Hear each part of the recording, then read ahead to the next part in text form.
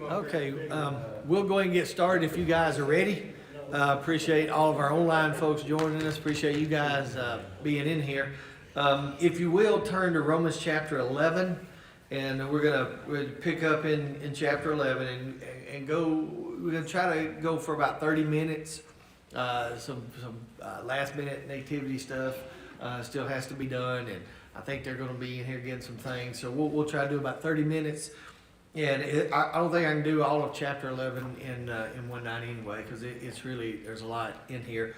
But chapter 11 is all about Israel. Chapter 10 is I told you last week, one of the better soul winning chapters in the Bible. And it's specifically targeted at Jewish people. And the whole premise of chapter 10, Paul is telling them that you guys rejected God. You rejected the Messiah. And he goes kind of builds on his argument that your pedigree didn't get it done, your name, your nationality, any of that stuff. It's all about accepting Jesus. Not all that. And Jesus did this for you. And so he goes in chapter 10. And he basically says it's the word of faith that brings salvation. It's not works or any of those kind of things. It's faith that does that. Now, because he paints a pretty gloomy picture of Israel in chapter 10. The picture is you rejected Christ. Christ was crucified on your watch, kind of. You rejected the sacrifice that he made. You didn't believe. You tried to do it by works. It's not by works. And so when you read chapter 10, if you and I didn't know anything about the Bible and about Israel and about their history, after we get through chapter 10, we have a really bad view of the nation of Israel. We would think that they're just no good. They're just the sorriest people in the world. So chapter 11, Paul kind of picks up on that because he kind of knows what people may be thinking. So look at verse 1 in chapter 11. I say then. And he says that phrase, I say then, because of everything he's just said in chapter 10. Chapter 10, he said, I told you all this bad stuff about Israel, rejected Jesus. Now, I say then, God has not rejected his people. Has he? God's not given up. It's a pretty logical question based on everything he's already said. As a matter of fact, if you just, again, look at chapter 10, it really makes sense. And so his point in chapter 11 is going to be, Israel is blind. They can't see the spiritual truth, but just because they're blind, they have not been rejected. And I told y'all before, you could disagree with this if you want to disagree with it, but I am not a replacement theologian. I do not think that the church replaced Israel. There are some that think that Israel's kaput, Old Testament Israel's done. And then the church came along, and now that God deals with the church exclusively, and Israel's forgotten. I don't believe that. I don't think the church is the new Israel. I think it's two different things. And I think that's primarily the reason for the tribulation, and partially the millennial reign is to go back and deal with Israel. But anyway, Paul says, God's not done with me. After all this, after all I've told you, God is not finished with Israel. And so he's going to talk about God's dealing with Israel. And so look at verse 1 again. I say then, God has not rejected his people, has he? May it never be. In other words, here's what he's saying. There's a future for Israel. Where's the future? In the tribulation. After this world is consummated. And so he said there's a future for them. And then look at Paul, because Paul then kind of lumps himself in here. And he says, I too am an Israelite. I'm a descendant of Abraham, the tribe of Benjamin. Paul said, I can lump myself in with you guys. I'm one of you. I'm a Jew too. I'm the tribe of Benjamin. I'm from Abraham's. I'm one of you. And so now what he's going to do is basically say that, because remember this whole idea is, did God forget Israel? Is God done with them? All these Jewish people, the nation of Israel, is God finished? And so now here's Paul's way of saying, God is not finished with them because I'm a Jew and I've been converted. And so now Paul's argument is going to be, I'm going to use my own conversion to teach you that there's still a remnant, that there are still believers, that God is not through with Israel yet. And so he's going to use his own conversion experience, because he's going to say I'm a Jew. Matter of fact, in another epistle, he said, I was the chief among all those. I was the best Jew there was, in my estimation. But he says, now I'm converted, and so it's proof that because I'm a Jew, I've got the nationality, I've got the lineage, I've got the history, I've got all that. But God saved me. I'm a converted Jew now, and so now my place is kind of what we'll call with the remnant, that God's not through with me yet. So that's kind of setting up chapter 11 to say that God is not done. And so now, because he sets it up this way, chapter 11 divides up into 3 sections. So there's 3 sections of it. If you'll, and we'll go through them. I don't know how many sections we'll get through, but I'm going to try to stop at the end of one section so we don't cross over.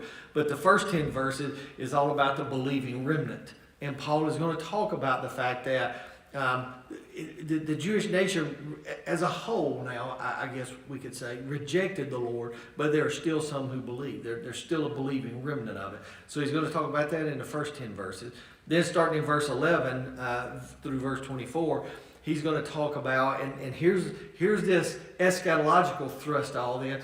In verse 11 through verse 24, he's going to talk about the temporary rejection of the Jews. And he's going to say, yeah, God rejected them for a while, but it was a permanent rejection. So he's going to say there's a believing remnant. Not all Jews rejected. There are some Jews that actually got saved and became Christian. Then he's going to say, but God did temporarily refuse to deal with Jewish people. But it's not a permanent rejection, because God's going to pick up his dealing with them later. So that's the second section. And then the third section is verse 25 through 32. And he's basically going to say, since this rejection of the Jews was temporary, here's the future. Here's what they have in the future. So now Paul is going to say, there's a believing remnant. Not all Jews rejected Jesus. Some accepted. God did temporarily reject them, but it wasn't a permanent thing. It was just a temporary thing. And then here's what it's going to look like in the future. So when we get to the end of chapter 11, it's going to be eschatological. It's going to be all future. From here, from verse 1 to verse 24, it's pretty much present and past. This is the way it was. This is the way it is now. But then he's going to say, this is the way it's going to be. And so when he starts talking about that, he starts talking about future tribulation. And in Paul's case, mostly the millennial reign. So he's going to give us this view of the eschaton and what it's going to be like at the end, if that makes any sense. Now look at verse 11. Chapter 11, and let's start going through these. He says in verse 2, God has not rejected his people whom he foreknew. Or do you not know what the scripture says in the passage about Elijah, how he pleads with God against Israel? Lord, they have killed your prophet, they have torn down your altars, and I alone am left, and they're seeking my life. Now, it's an exaggeration by Elijah. And this is kind of Paul's point for bringing him up, because he says, and even Paul's going to restate this in the next couple of verses, but there was at least, if you go back and look at Elijah's account, there's at least 7,000 others who did not bow to Baal. And so Elijah goes to pleads before God and says, God, you might as well kill me. They've killed all the prophets. I'm all by myself out here. I'm fighting a losing battle and I'm all alone. But then when you look at the history of it and God opens our spiritual eye to it, Elijah's not by himself. There's at least 7,000 others who did not follow suit with those unbelievers that stood fast with Elijah. But Elijah couldn't see it, didn't want to admit it, or whatever it was. Now, the same thing that happened to Elijah, Paul is now arguing is happening with the Jews. He said, I know it looks like all the Jews rejected him. The whole nation kind of fell off, and nobody believes there's not this great revival that we anticipated and all that. But not all rejected. There's still some Jews who believe. Now look at verse 4. But what is the divine response to him?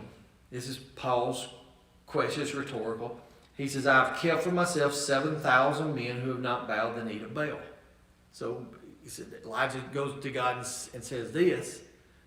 What did God say? There's at least 7,000 others. You're not by yourself. And so look at verse 6 then. But if it is by grace, it is no longer on the basis of works. Otherwise, grace is no longer grace. And so he's going to make this point now, because let me find the verse here. Oh, let me go ahead and read verse 7. 6 and 7 together as a couplet. Listen to what it says. But if it is by grace, because we're talking about the remnant, those that believe. But if it is by grace, it is no longer on the basis of works, which is what the Jews are claiming. You know, I kept the sacrifices. I'm a Benjamite or a Judahite or whatever I am. My family's a Jew. It's all based on what I do. So Paul said, but if it is really by grace, it's no longer about works. Otherwise, grace is not grace. If grace is dependent on works, grace ceases to be grace. They're mutually exclusive. You can't be both. Then look at verse 7. What then? What Israel is seeking, it has not obtained. But those who were chosen obtained it. It is not, this Calvinistic view of some are saved and, predestined to be saved. Some are predestined to go to hell. That's not what he's talking about. He's talking about God chose all of us beforehand. We just got to make the free will choice in it. And he says that those that were chosen, those that choose, those that exercise their free will to God, obtained what Israel was looking for. In other words, God gave them God gave the Jews an offer. Here it is. Jesus died for you. You can accept him. It's your offer. I mean, it's my gift to you. And so Paul said, okay, now, if that's true, if God said, here's my free gift to you, Jesus came and died, and I offered that as a free gift. That's by grace. And Paul said, if it's by what you guys are teaching, it's not grace. And we are saved by grace through faith that God gives us. God gives us the faith. He generates that faith in us, and then we're saved by that grace. And so Paul says, if then the grace is by works like you guys are teaching, it's really not grace anymore. And then he says, let's look at the past.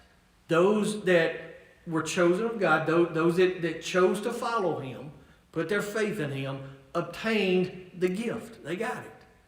But the ones that did not were hardened. They just didn't get it.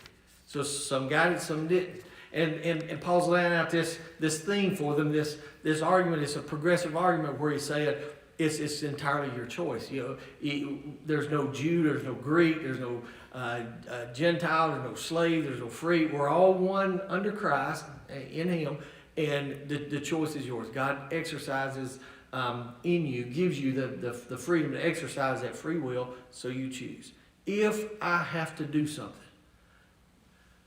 get baptized, pay tithes, attend Sunday school, it's no longer grace. I do not do those things to obtain salvation. I do those things because I have salvation. It is James. People want to use James. Faith without works is dead. James is arguing against superficial faith. James is arguing about things that people that say, well, I'm a Christian, but they never do anything. Don't go to church. How many of us know people that say, I'm a Christian, they haven't been to church in years? I mean, they haven't been to church in 30 years. But I'm a Christian. You cannot claim that you're a Christian and not live like it. That's what James is arguing against. And that's really what Paul is saying. If it's really by grace, if you have it, there's nothing you did to earn it. And there's nothing you can do to keep it. It's yours. It's a gift. And so he says that's the way it was. Verse 8, just as it's written, God gave them a spirit of stupor, eyes to see not, ears to hear not, down to the very day. He's given us this, again, Israel is seeking for righteousness. That's what they want.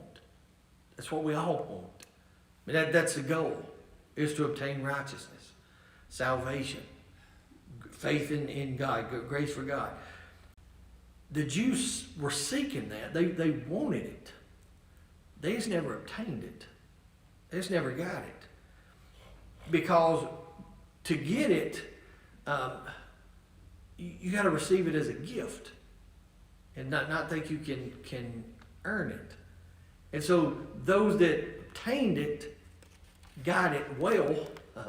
They're good. Those that didn't were hard. And really that's a quote from Psalm 95.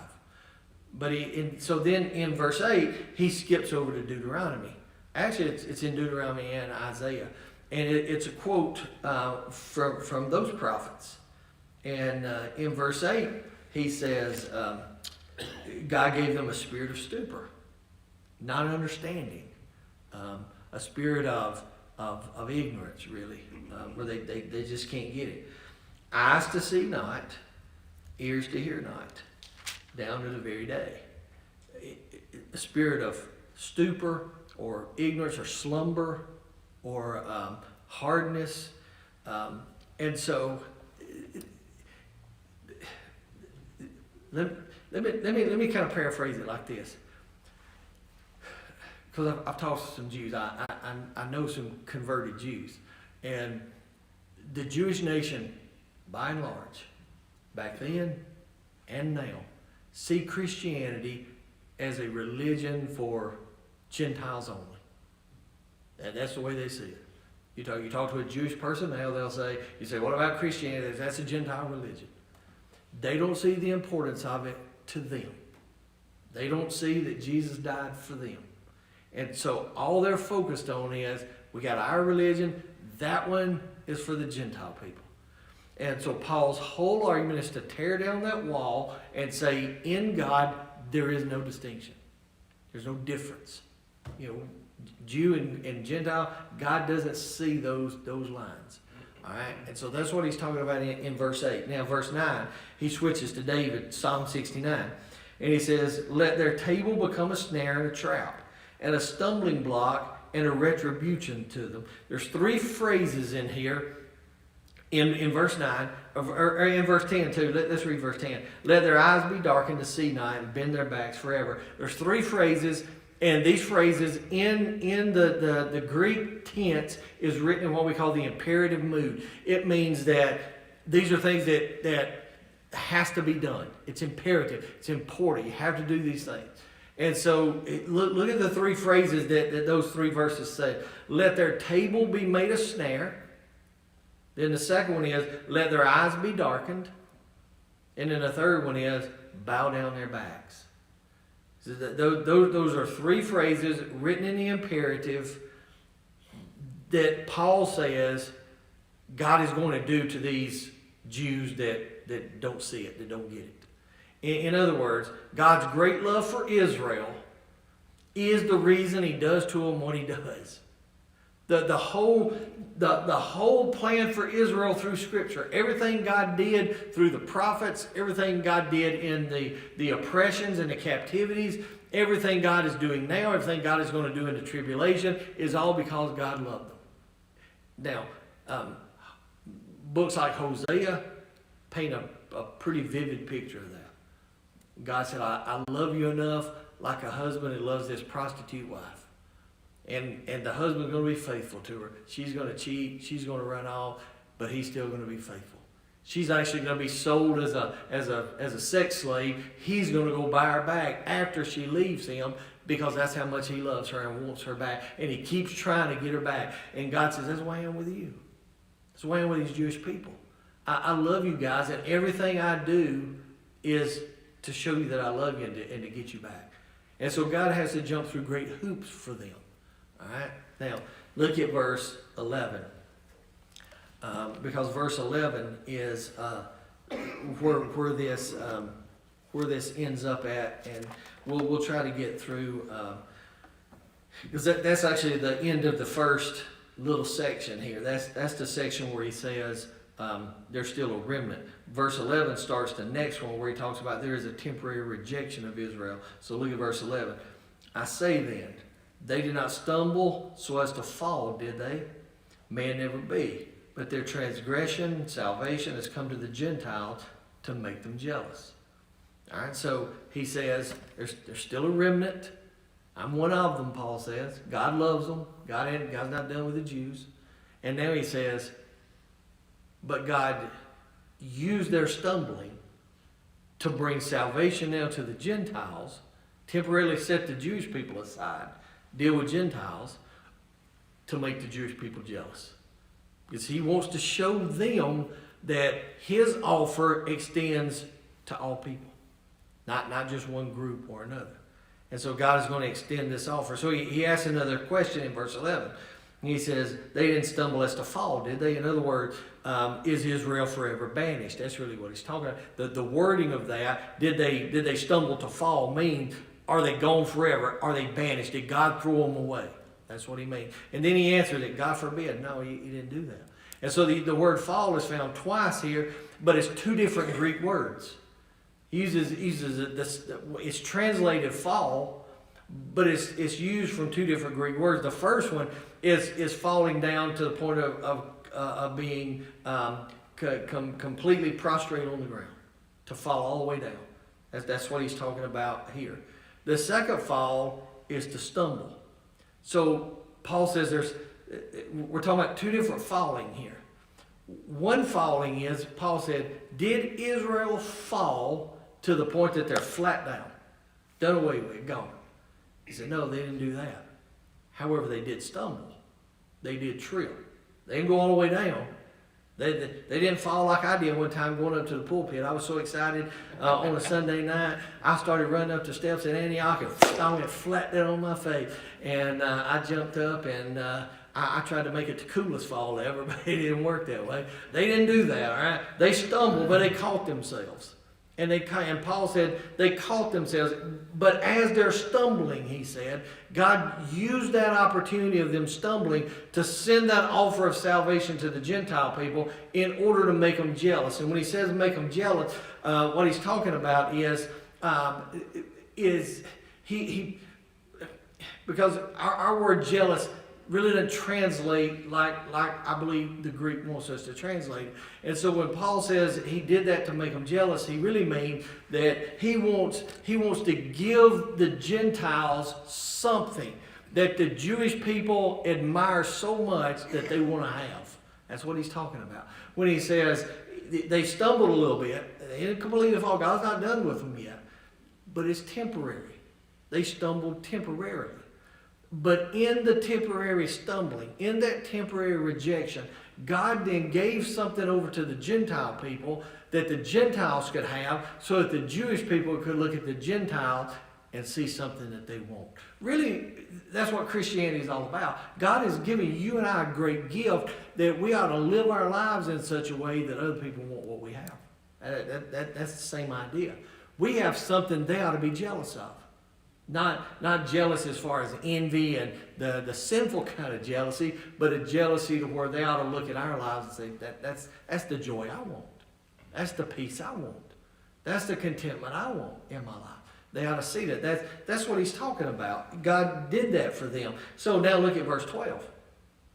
Now, if their transgression is riches for the world and their failure is riches for the Gentiles, how much more will their fulfillment be? If Israel is proved to be such a blessing to the world through the remnant of faith, then what can we expect when all of Israel turns to the Lord? That's his point. If God has a remnant of Jews, just a remnant of believers, and that remnant of believers is used to bring the message to the world, like the apostles in the early church. If God uses those to bring this great message of salvation to the world, then how much more can we expect when all the Jews start believing? When they all get a hold of it? How much better will it be? That's verse 12. Verse 13. And that's really an eschatological point too. That's a tribulation type response. But look at verse 13.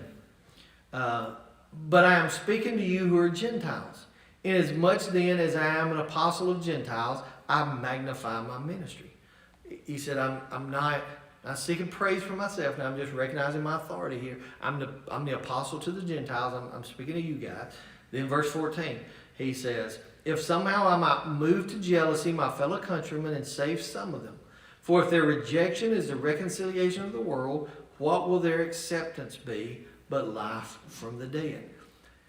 So look at verse 14. it's a continual burden of Paul's. He repeats this. He said it several times. And Paul said, my continued burden is, I want to see Jewish people saved. I want to see them come to know Jesus.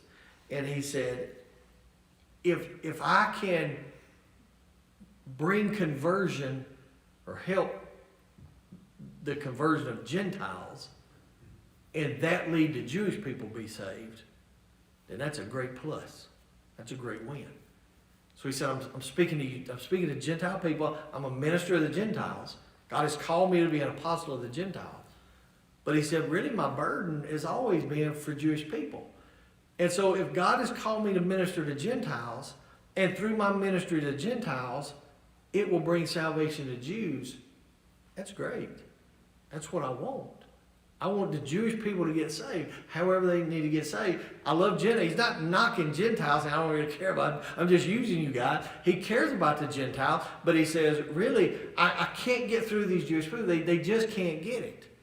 So if this is an avenue for them to get it, that's a great avenue that I want to explore. So then in verse 15, then he said, really, if, and this is that temporary rejection, he said, so if by causing Israel to have partial blindness and a hardness of the heart, that's really what he's talking about in verse 15. He says, if that happened, because it's temporary, it's not permanent. But if they can have a temporary blindness, partial blindness, and a hardness of the heart, if that has to happen to Jewish people, and then that hardness and that blindness causes then the gospel to be shared with the rest of the world, and the rest of the world be saved, then he says that's a good thing. And so his ultimate point then is, just imagine how good this will be if all of Israel are saved, if all of them become converted. Because right now this is going to be a great thing just for them, but just imagine if everybody in Israel gets saved. Imagine what kind of thing it will be. So then we go to verse 16, 17, and we'll wrap up with verse 16, 17, because that's the end of the second section, this temporary rejection. But verse 16, if the first piece of dough is holy, the lump is also, and if the root is holy, the branches are too. But if some of the branches were broken off, and you being a wild olive were grafted among them and became partaker with them of the rich root of the olive tree. All right, now, he says all that to say this. First of all, in verse 16, he's talking about the first fruit. And so when he talks about that, he's talking about Abraham as father to all of Israel. That's his implication. And then he says Abraham's faithfulness is the same as what he's calling the lump that will be manifested in Israel. All right? Abraham's faithfulness. In other words, the roots picture Abraham, and then the branches are going to picture Israel, the nation of Israel. Then verse 17, all of Israel didn't reject Christ. Look what he says. The good branches then in Israel, because there's a remnant, the good branches will produce fruit. They're going to produce fruit. Now, there's a flipping of nature here that he does, because look at it kind of turns nature on its ear. Because look where the fruit comes from, the root. That's not really naturally where the fruit comes from. It doesn't come from the root. Fruit is usually produced from the branches, not the root. I mean, the root's the cause of it all, but you pick the fruit off the branches. Here he's talking about it coming from the root. And then look how he words this, because I think this is pretty neat the way he kind of sums all this up in verse 16 and 17, because he says the first root of all this was Abraham, and Abraham was accepted. All right, he's going to give us two lines of thought. So Abraham's that first root, he was accepted, and based on the root, Abraham, the fruit was produced. All right. But then look at the second thing that he says in verses 17. And he continues it through verse 22. But for our sake, we'll look at verse 17. And we'll read some more if we need to. But look at verse 17. But if some of the branches were broken off, and you being a wild olive were grafting in among them, and became partaker with them of the rich root of the olive tree. Let's go ahead and do verse 18. Do not be arrogant toward the branches, but if you are arrogant, remember that it is not you who supports the root, but the root supports you. You will say then, branches were broken off so that I might be grafted in. Quite right. They were broken off for their unbelief, but you stand by your faith. Do not be conceited, but fear. For if God did not spare the natural branches, he will not spare you either. Behold then the kindness and severity of God to those who fail, severity but to you, God's kindness, if you continue in his kindness, otherwise you'll be cut off. All right? That's actually the end of the second portion here, the second section. But look how he flips this. The natural practice, I mean, I'm not a grower of anything. I'm not a farmer or any of that kind of stuff. But the natural practice is when you're gonna upgrade a bush or a plant. The natural practice is you're going to take the bad really and graft in the good, or it's going to be the same thing. You graft in the same kind of vine or same kind of plant. But look what he says in verse 17. But you being wild, you're the wild. And so he says, in this particular thing, he says, God's got this good tree going. You know, Abraham's the root. Abraham started it. And so you got this good tree going. And so you guys are the remnant of that good tree. There's a lot of bad branches. You know, a lot of Israel rejected. But now God's going to take this tree and God's going to build into this tree, that this good tree that's going, the Gentiles, and God is going to basically graft you into it. All right? Because he temporarily set the Jews aside. You know, they're set aside. Now God's dealing with us, the Gentiles. And the way Paul puts it, we're the good tree. We accepted Christ. And I'm talking about Christianity, not everybody. But Christians have accepted Christ. So God's got a good tree going. All right?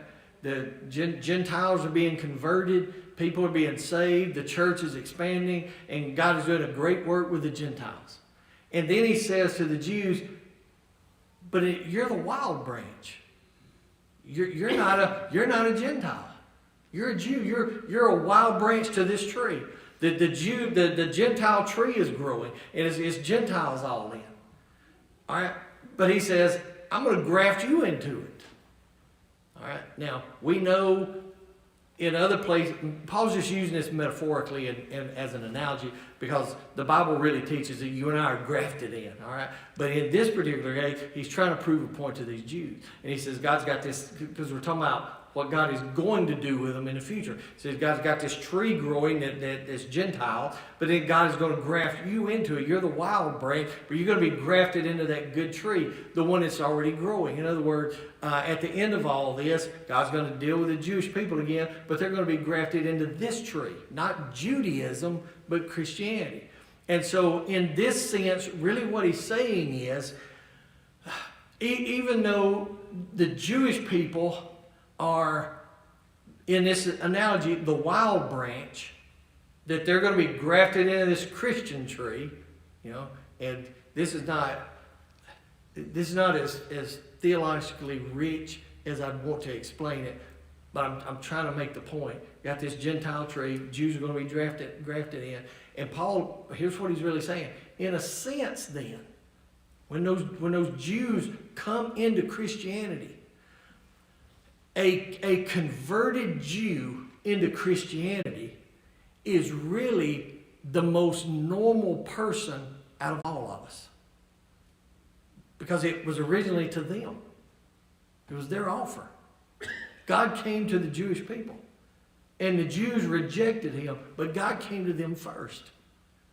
And so, because the Jews rejected him, God then reached out to the Gentiles. Luckily, we accepted. And luckily, Gentiles came into God's family. But now, he's temporarily rejected the Jews. There's not a big revival of Jews going on right now. There will be. There's not now. I mean, the Jews have rejected all this. Don't believe this. A few every now and then, but not on a large scale. And so right now, the Gentile tree is this is our time. God is dealing with us now. This is our time to be saved. This is our time to be grafted in. But eventually, God is going to take that wild branch of Judaism that rejected him originally, and he's going to bring them in the tribulation. God is going to give, and I hate to use the word second chance because we all get second, third, fourth, fifth chances. But God is now going to deal with them in not a new plan. It's God's plan, but it's in a new age. And God's going to graft the Jewish people into it. And he says, in that sense, you're the wild ones that's grafted into the Christian tree right now. But in a real sense, the most natural person in the world is a Jewish person that gets saved. Because God came to them first. You and I are just byproducts of them rejecting. You ever thought about, I don't know what, and I know God saw this from the beginning. God saw that he had a plan in motion. But you ever think, what if Jesus was born in Bethlehem at Christmas and all the Jews rallied around him? And the Jews said, that's it. That's our Messiah. And the Jews went and tore down their own temple. And the Jews went and got rid of their own sacrifices. And the whole Jewish state of Israel said, we're Christian, we're Christ followers. He is the Messiah, he's the one. What would happen to us? Do you think God then would have sent the message out? I hope he would have. But he came to the Jewish people. We're celebrating a time of the year where God sent Jesus into the world for the Jews first. And his plan was for us, because he came to them first. But he says, in the end, eschatologically, in the future, God is going to bring the Jews in to the plan that he had originally for them, that you and I are now fulfilling. We're now living it. We're not replacing them. We're just living the blessing right now. But one day he's going to bring them back into it. And I think they will be saved. I think Jewish people will accept Christ. And they'll come into this family. And really what Paul is saying, he's talking to these Jewish people. And I mean, if Paul had Jews in this auditorium and he's talking to them like he is in Romans 11, what he's saying is, you guys are the most natural fit in the world for this, because God sent his son for you back in Bethlehem so many years ago. You rejected it. Now's your chance. You need to accept him. That's the most natural thing you can do. As a matter of fact, the Jewish lady I used to go to church with, she was a Jew. And boy, this really got her family. She was a Jew and she married a Baptist preacher, a Southern Baptist preacher. And her family, for a long time, didn't have anything to do with her. A New York family of Jews at that. And they didn't have anything to do with it for a long time. As a matter of fact, her husband said when they go up there to see them, they kind of made him sit in another room where they were going to talk to him, But she's a Christian. She got saved. And her words have always been to us, I'm a completed Jew. She's a completed Jew. Because she's completed this process that God started. He sent the Messiah. The Jews rejected it. She accepted it. Not all the Jews did, but she did. And so she's completed God's program for her. God sent Jesus for her, and she accepted that, and she's a completed Jew now. And now we have this opportunity to be grafted in. We're grafted into this thing. And our tree is growing, and now it's our time to evangelize. Jewish people, Muslim people, Hindu people, Buddhist people, America, it's our time to evangelize. And then God is going to deal with the Jews. And Paul says it's the most natural thing in the world for a Jewish person to become. It's actually more natural for a Jewish person to accept Christ than for a Gentile to. It's a more natural thing because God came first to the Jewish people. And so that's the way he does these first two sections. He said, first of all, there's still a remnant. I'm not all Jews rejected. There's still some of us left. And second of all, yeah, God did temporarily set you aside. He's rejected you for. You still have a chance, but dealing with the nation as a whole is coming later. We talked about this in Ezekiel, starting in chapter 33. And now when we get to verse 25 of Romans 11, he's going to say, now this is the plan going forward. This is the way God is going to deal with you. And then he's going to start talking about the tribulation and the millennial reign and say this is the future of Israel. You're rejected right now temporarily, but then God's going to, and the wording, I don't know the right words to say. God will lift that rejection and he'll deal with you again. And so we'll talk about that next week. That's where he's getting into from verse 25. Any questions about that? It's I know it's a lot, and we'll kind of review some of it next week. If you think of any questions, write them down, and we'll talk about it next Wednesday. All right. Well, I appreciate you guys being here. Appreciate y'all joining us online, and we will